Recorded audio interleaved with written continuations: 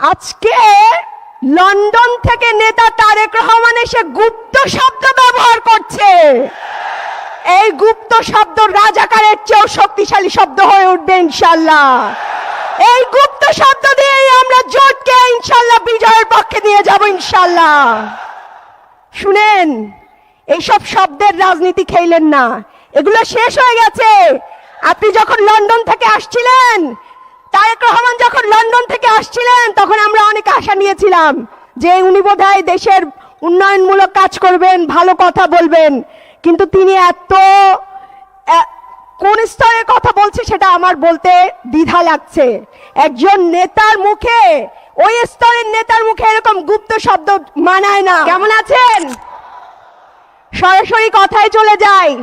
সামনে ভোট। আমাদের এই ভোটকে বানচাল করার জন্য জোটের গণজোয়ার দেখার পরে এক দলের ঘুম হারাম হয়ে গেছে। সেই জন্য তারা নারী কার্ড ব্যবহার করছে।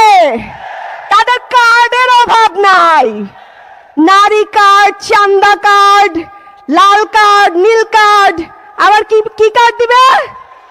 Family card. আমরা এইসব ফ্যামিলি কার্ডের ধার ধারি না, এইসব চাইও না নারীরা। আমরা নারীরা চাই কি চাই? আমরা রাস্তাঘাটে শান্তিপূর্ণভাবে হাঁটতে চাই। আমরা এই চান্দাবাজি দেখতে চাই না। বাংলাদেশে অস্ত্র ছিল, তার চেয়ে একটা বড় অস্ত্র ছিল কি জানেন? শব্দের অস্ত্র। রাজাকার বলে বলে আমাদের ভাইদেরকে খুন করা হয়েছে না? তারপর সেই রাজাকার হয়ে উঠেছে সবচেয়ে শক্তিশালী অস্ত্র, হয়েছে না? আজকে লন্ডন থেকে নেতা তারেক রহমান এসে গুপ্ত শব্দ ব্যবহার করছে। এই গুপ্ত শব্দ রাজাকারের চেয়েও শক্তিশালী শব্দ হয়ে উঠবে ইনশাআল্লাহ।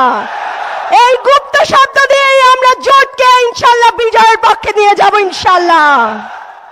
শুনেন, এইসব শব্দের রাজনীতি খেলেন না, এগুলো শেষ হয়ে গেছে। আপনি যখন লন্ডন থেকে আসছিলেন, তারেক রহমান যখন লন্ডন থেকে আসছিলেন, তখন আমরা অনেক আশা নিয়েছিলাম যে উনি বোধহয় দেশের উন্নয়নমূলক কাজ করবেন, ভালো কথা বলবেন। কিন্তু তিনি কোন স্তরের কথা বলছে সেটা আমার বলতে দ্বিধা লাগছে। একজন নেতার মুখে, ওই স্তরের নেতার মুখে এরকম গুপ্ত শব্দ মানায় না। এইসব এক শব্দে হাসিনার পতন হয়েছে। আপনারা যদি এইসব শব্দ ব্যবহার করে মানুষকে ঠেকাতে চান, তাহলে কি হবে? জি, শব্দেরই পতন হবে ইনশাআল্লাহ। শুনেন, আপনারা সবাই দাঁড়িপাল্লা স্লোগান দেন। আমরা একটা স্লোগান একটু দেই।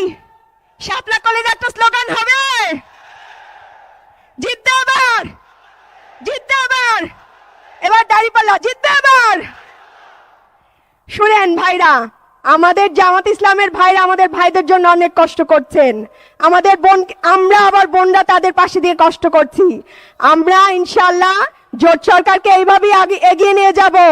ইনশাআল্লাহ বাংলাদেশ ঐক্যবদ্ধ জোট ক্ষমতায় আসবে এবং আমরা আগামীতে ইনসাফপূর্ণ একটা রাষ্ট্র গঠন করব, যে রাষ্ট্রে কোন জামাতের সেক্রেটারির ওয়াইফকে বিধবা হইতে হবে না।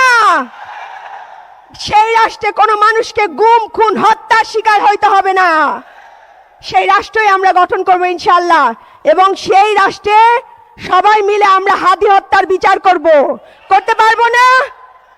সবাই দোয়া করবেন, ভালো থাকবেন। আসসালামু আলাইকুম।